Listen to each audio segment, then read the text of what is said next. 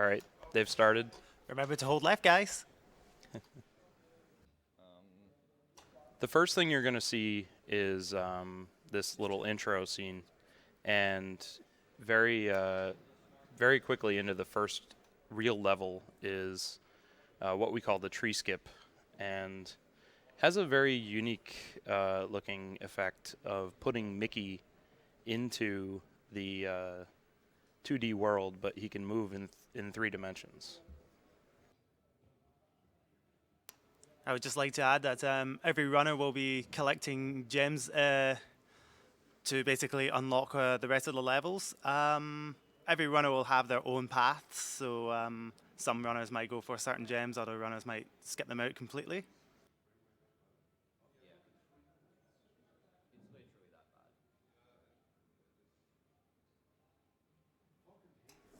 So they're making their way to the skip. Some will do the skip, some won't. So we'll see some immediate deviation. We should also see 2 different ways of getting through the level after the mode switch happens. Basically, what's going to happen is they're going to try to climb into a tree, which puts them above the canopy, and then they can continue on the path. What you're supposed to do is go through the tree to a kind of bonus area, which you can then exit quickly. KrazyRasmus has the skip done, and he's going to do it the very, very hard way where there's a risk of crashing the game entirely. And he made it good. Yep. So that's KrazyRasmus now in the Apple Chase. I believe this is basically an auto scroller. So what he's going to do is just collect all the gems. MaxieTheHatter is lagging behind because he decided to go the safe way and do the bonus level. You get more gems that way, but it's still slower. Just enjoy this. Do we have music? Enjoy the Apple Chase music if we have music.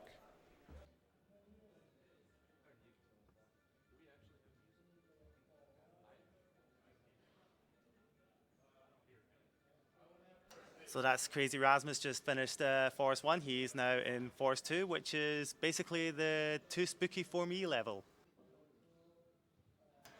And just to point out, it is possible to jump underneath the ghost and then just bounce off of them. That gives you a nice little boost. It's just a quick way to get up the platforms.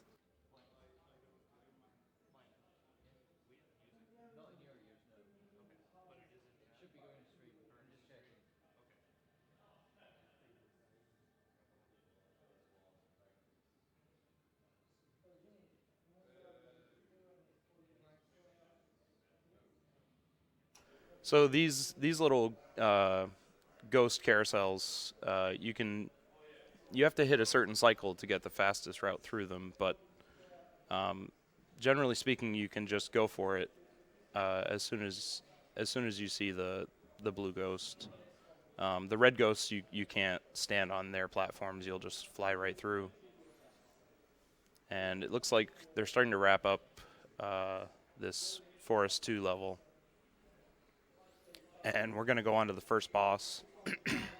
And we should see some fun little swagger walk and shuffling.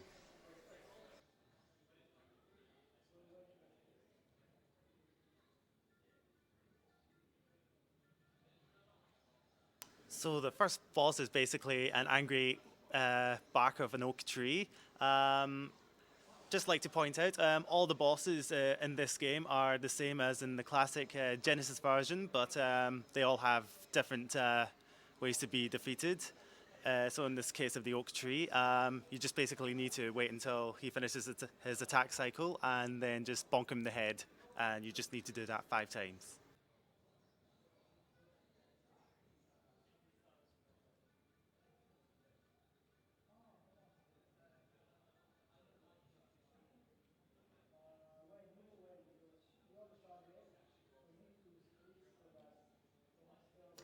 So it appears that KrazyRasmus is in the penultimate cycle. Pogington and Grukk just got there as well. It's very, very close.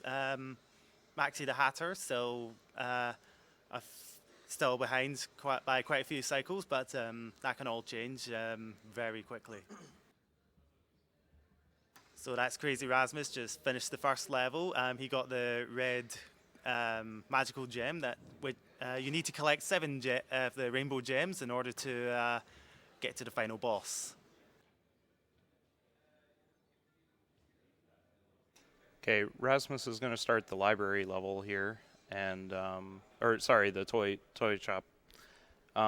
This first part is just a vertical climb, and the key here is getting bounces off the correct toy soldiers at opportune times. You can throw a marble at the toy soldier and still jump on him, and sometimes you'll see that.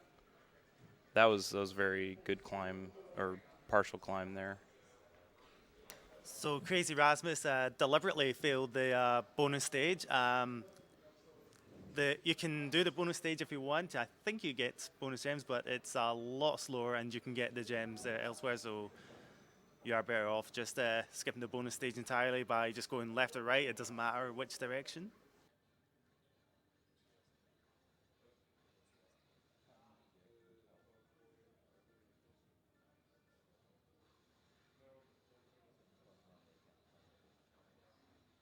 So it looks like KrazyRasmus is very close to finishing the first part. He's going to grab a key, and then after a small cutscene, he's going to run all the way back down.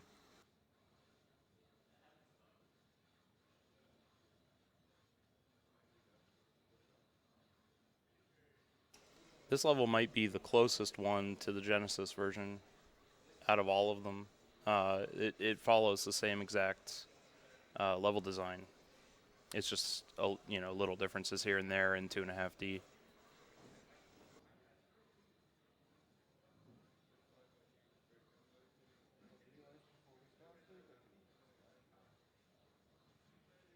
So that's KrazyRasmus now going on to Toyland Part 2. It's a little more straightforward than the first part. You just basically have to keep going right. You will want to save a lot of marbles to shoot through the presents, especially in the middle of the level when there's lots and lots of presents to shoot through in a maze-like part.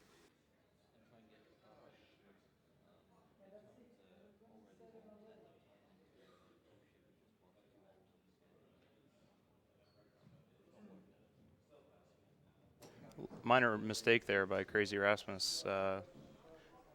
A few seconds the other guys have to have fewer to catch up now.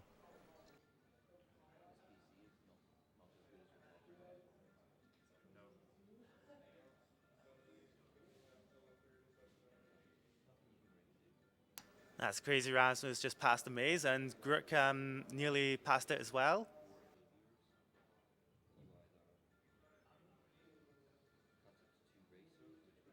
There's a little room here which catches some people up their first time they play it. If you look carefully, there's a mirror in the background, so you know where exactly you can jump. So you really only need 3 jumps to cross it, but a lot of people, it takes a little while to realize that's there.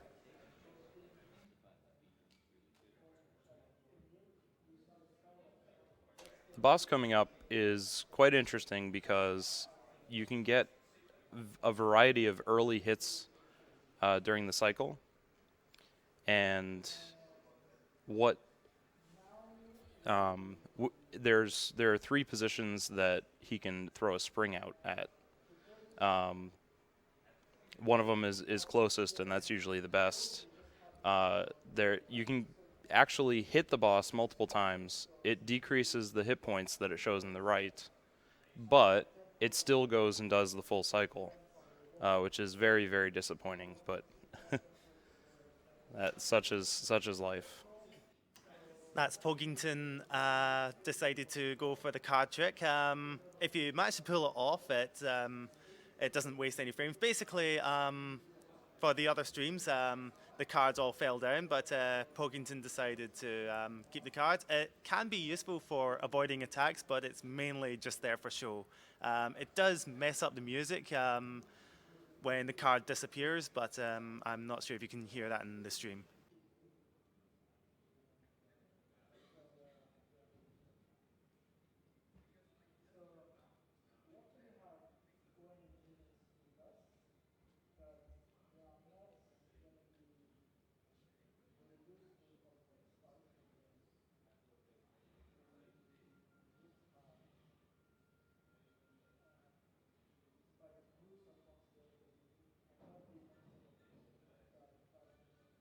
So that's Grukk managed to get a quick hit on Jack in the Box. It wasn't the quickest hit you can get, but he did manage to save a few frames out of it. Yeah, sorry about the frame rate and the game audio, guys. I'm sure they're working on it. Don't worry. So that's Pogington easily able to avoid the attacks in the fourth cycle. He's going to drop the card after he hits the Jack in the Box because you don't need it anymore. Pogington just got trolled by the Jack in the Box, and basically, if you get the middle spring, whatever spring appears as RNG, then there is a chance that you just pass right through the hitbox the first time, and you have to basically jump up and grab it again. I think it happened to KrazyRasmus just as he was defeating the boss as well.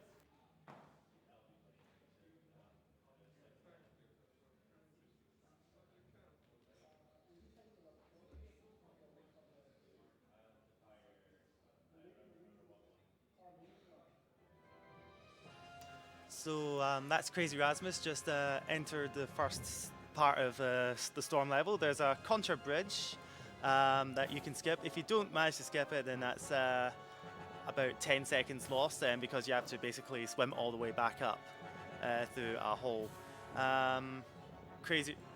You want to fall down the second bridge and then fall down into the hole slightly to the right.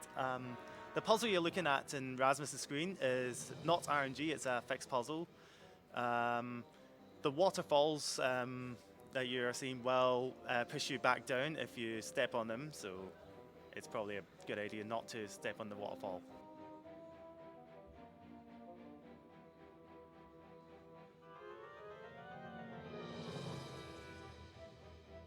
Yeah, everything about this level is timing and making the right cycles on these waterfalls, as Fingers said. There might be a rope skip. Yep, Rasmus just executed the rope skip and then fell. So mostly negated there, but still a fun little trick. You're meant to take both ropes instead of skipping from the first to the second. You can jump off a rope in midair and you can take advantage of that in a couple of places in the run. So that's KrazyRasmus going into Storm 2. The first thing you'll see is a flood.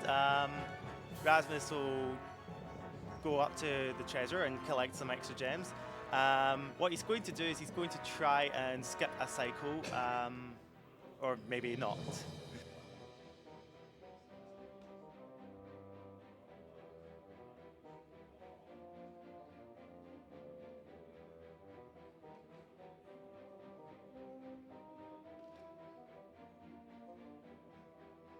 Swimming through this section, you can collect a lot of gems, and there's some decision making involved on which ones you're going to get. Trading off for speed, of course.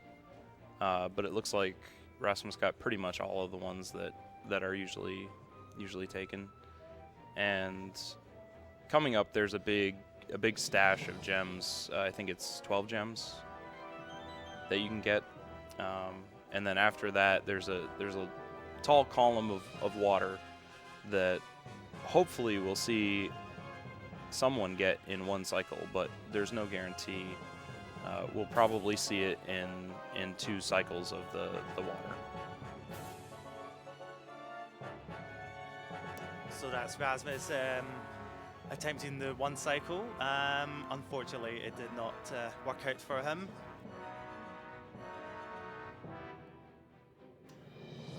That's Grukk just grabbing the treasure stash. I think it's actually 11 gems that you get rather than 12.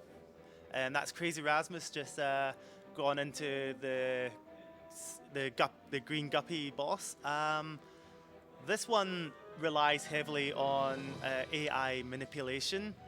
It's not too bad for the first couple of cycles, but for the third one, it can feel very difficult, and not many people can get a quick cycle out of it.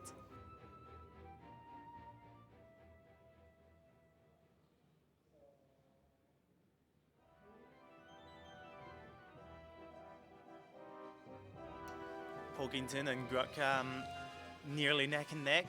Both of them just reached the same boss. Maxie about to reach the boss as well.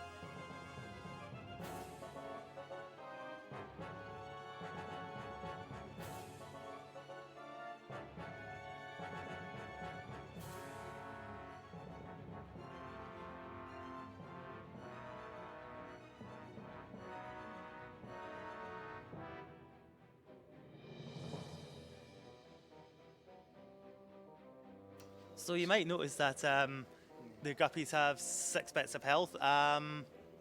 Basically, each bit of health represents a single guppy, so Rasmus is destroying 2 of them, and that's him on to the 3rd and last cycle of the boss.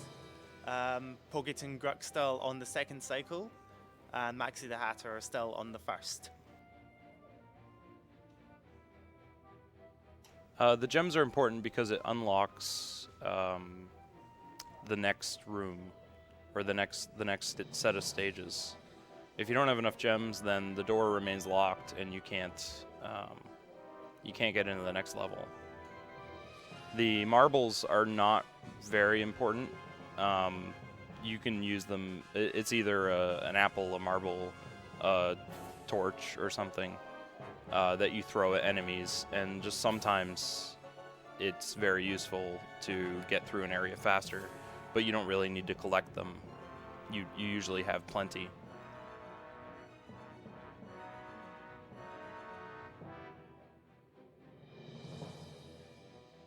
So that's Rasmus defeated the boss and everyone else on the 3rd cycle. I think Grukk's about to. Yep, he's nearly done with the boss. As is Pogington. Maxie's still trying to manipulate the AI.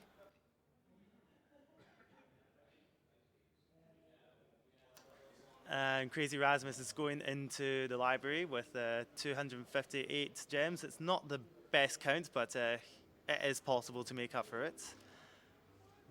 Library is an interesting level because part 1 is actually split into 2. There's this short library part. Rasmus just gone past the alphabet, the letter A. And then the next part, which Rasmus is about to enter, is a candy land of some sort. A delicious milkshake treat with lots of candy, sweets, macaroons / cookies. That's an intended route across there. Jello or jelly, depending on your nation. But coming up is what we call the lollipop skip, and Rasmus is going to manipulate the camera so that he can get right around that lower lollipop there, just like that. That saves anywhere from probably 5 to 8 seconds or so. So just to clarify, the green jellies you bounce off and the red jellies you just pass through. Yeah. So Rasmus got his green gem stolen by Shadow Mickey. So Rasmus is basically going to chase him into the 2nd part of library, which is all library, no Candyland, unfortunately. There are lots of potential glitches in this level, though. The opening bottle, you might come out on the other side of it and have to restart the stage. There's a bookcase coming up. You could fall through it and fall out of bounds. When they hit the teacups, you can hit a whirlpool in the wrong way and not get moved up out of the level. It's a very, very glitchy level.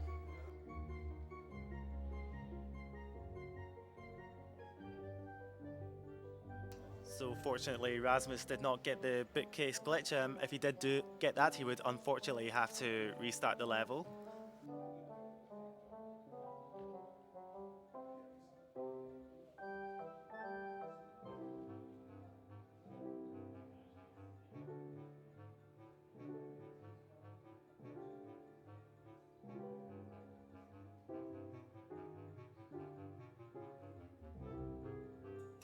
everyone's... Oh, no, Maxie's still to go, but 2 more safely through the first part of the level, which is the most likely to get glitched.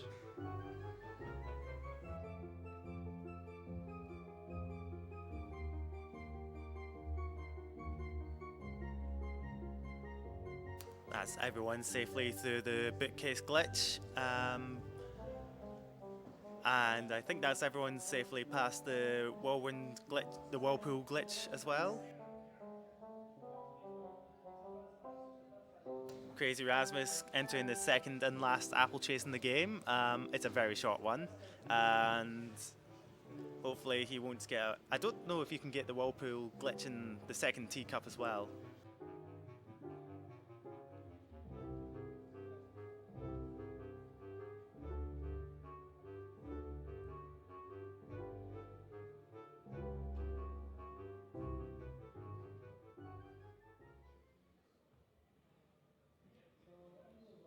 So that's KrazyRasmus now about to fight the Licorice Dragon, the 4th boss of the game. It's just a matter of avoiding his attacks, which are on a fixed pattern. So not many people should have any problems with the boss. He will then dive underwater. It's just a matter of timing before you hit him. That's Rasmus. Yep, that's Rasmus. Just bonked him once.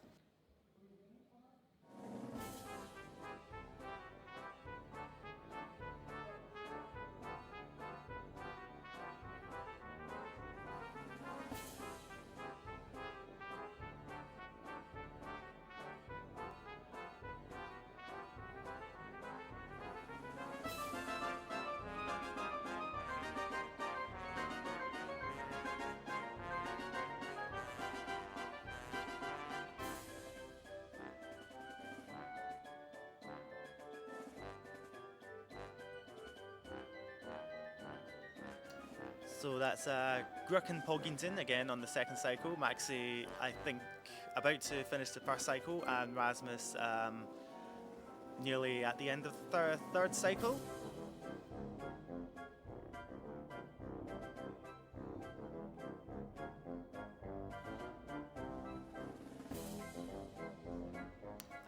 That's Rasmus collected the 4th or 5th gem. In fact, it's the 5th gem. He is unfortunately 9 gems short. He can easily make up for that. It just wastes a little bit of time. Yeah, 9 is okay because you can get them all up top.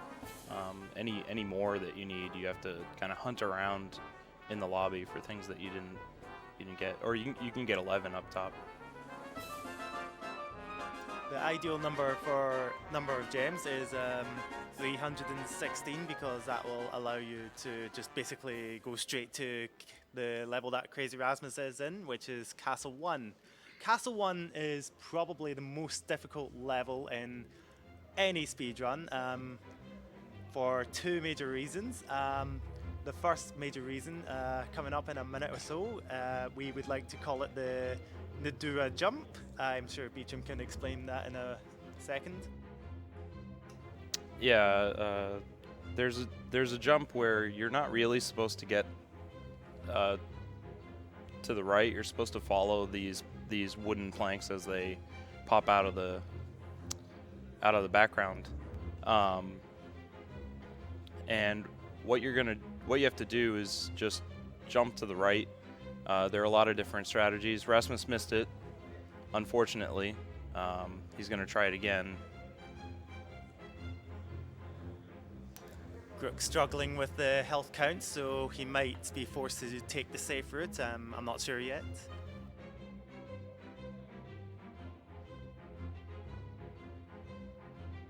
What you just saw there is Rasmus gave the controller to Nadua to try because he found the jump and it's named after him. And Nadua failed it too. So that's Pogington just managed the Nadua jump. It's possible to jump over the cannonball. Unfortunately, Pogington's not managed it. He's going to try again, and he just succeeded. So that's Pogington now in the lead. So that's pretty much our first lead change. and I kind of assumed it was going to happen there. Rasmus just got that boulder skip right there. That's actually kind of hard. You have to delay for just the right amount of time.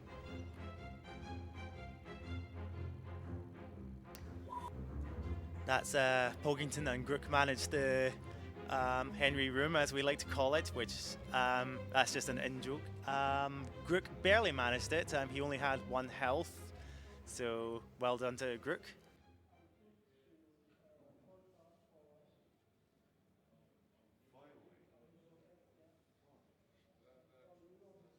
And the room that's Grukk, Pogington, and Rasmus are in, that's treated as an auto-scroller. There's no real way to skip it. No do a jump, unfortunately.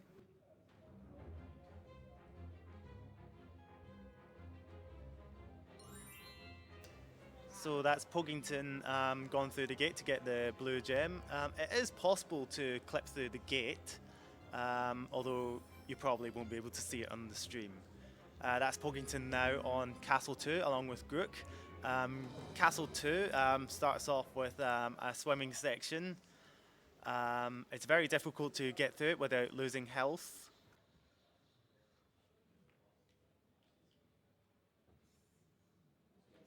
Grukk is using his secret keyboard strats for swimming. he just tested that this morning.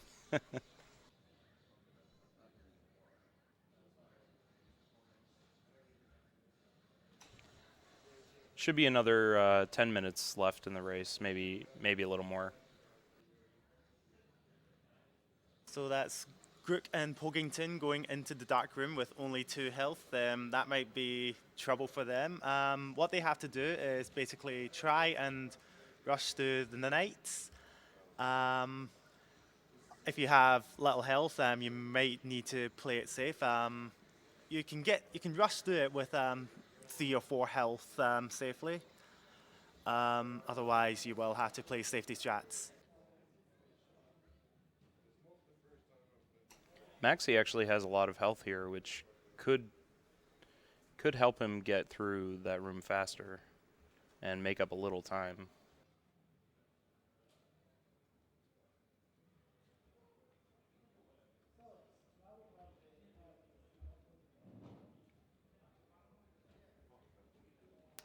Grukk has now, in fact, no, I don't know if he has taken the lead.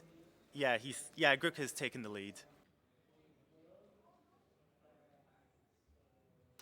Grukk has unfortunately missed the bat though, so we could see another lead change shortly. Or maybe not.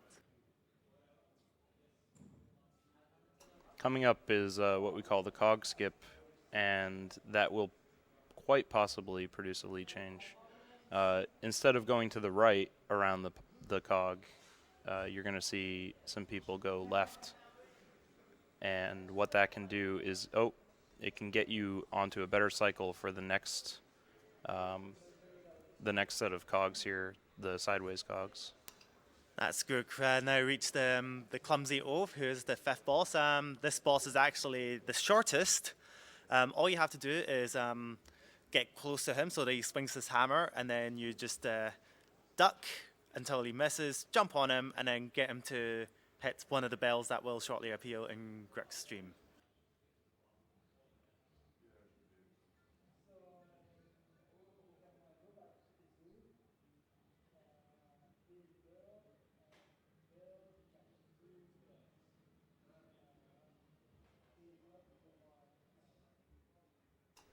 Yeah, the oaf is, or the oafish clockmaker, who's modeled after Willie the Giant, I think. You have to just go out to the bells and spawn them. Like Fingers was saying, it is a lot faster than most of the other boss fights because you have some control over it. You definitely feel like you have more control over it than the rest, which are largely scripted fights. So that's Grukk already defeated the clumsy oaf. Once he's grabbed the purple gem, he will now be able to go and fight Miserabelle, who is the final boss. I believe she's modeled after the witch from Snow White.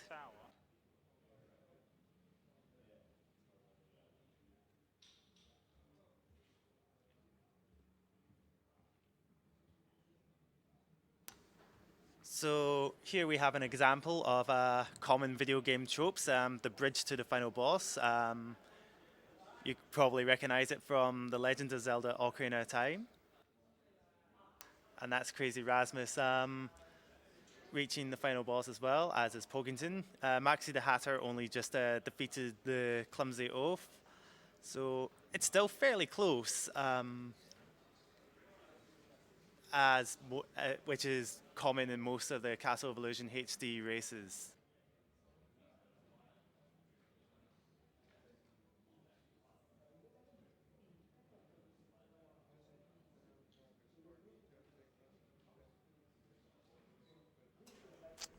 If any of them fall during this tower climb, things are going to get really interesting as to who is in the lead. And then once we get to the boss fight, you're going to see probably 4 different styles of avoiding the various attacks that Miserabell puts out. We all seem to do it in a bit of a different way.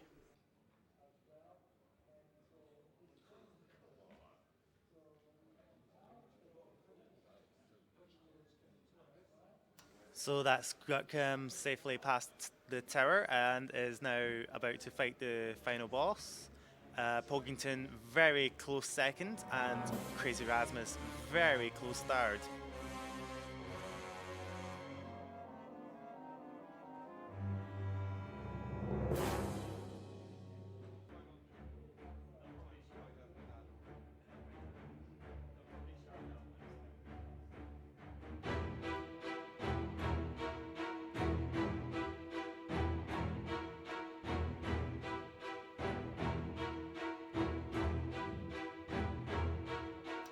So Miserabell is fought in 6 cycles. The cycles are again fixed, and the main theme is basically avoiding the ghost that he summons, and then avoiding that same attack.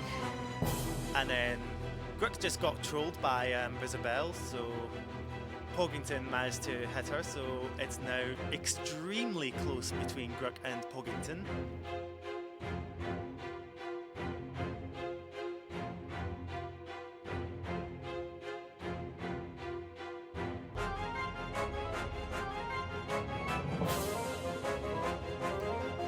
Grukk's once again been trolled, so that's Pogington now in the lead. It is possible to avoid the troll. You basically, the safe way to do it is basically to stay away from the platform and then go towards it once it starts rising, so that you can then lock onto 2D Mickey. You cannot hit Miserabell as 3D Mickey.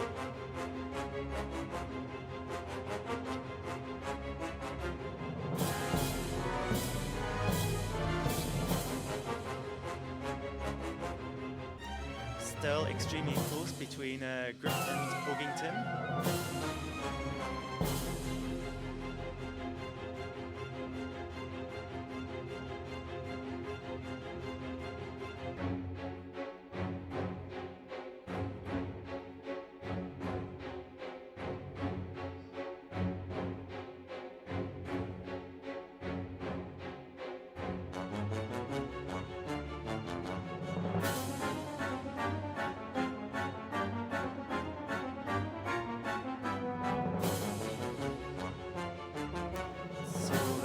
Pogington and Grukk now on to the last cycle.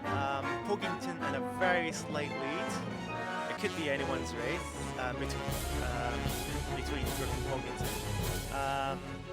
Everyone seems to have a decent number of health, so we won't likely see any deaths.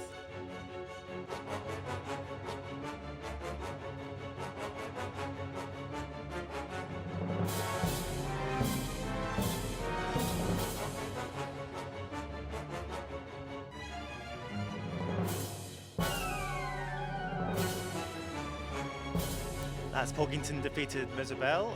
Once he collects this final gem, that's time. So victory goes to Pogington, with Grukk coming in very close second and KrazyRasmus in third place. Very well done to them. Maxie is still in the last cycle for Miserabell.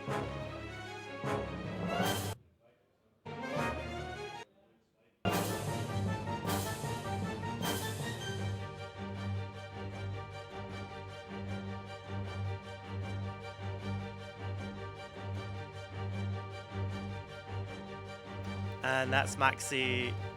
That's Miserable missed her last chance to hit Maxie at all. So a perfect boss battle from Maxie, who has finished the game as well. A very good time for everyone. Sub 36 for everyone except possibly Maxie. I don't know what his time was. For how long? Suddenly, Mickey had an idea. I don't know if that's a What race if he record, launched is it? the rainbow gem at the witch? No, there's been a 34, I think. But very good. Very close race. Hopefully everyone enjoyed it. So yeah, thanks for watching. And yeah, enjoy the rest of the marathon. Arms around Mickey, and as he hugged her, he vowed never to let her go again. Oh, the gem! Mickey, what's happening? The castle was crumbling, but Mickey couldn't see a way out.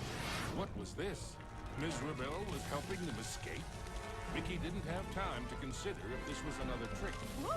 Mickey and Minnie each held onto a broomstick and flew for their lives. Woohoo!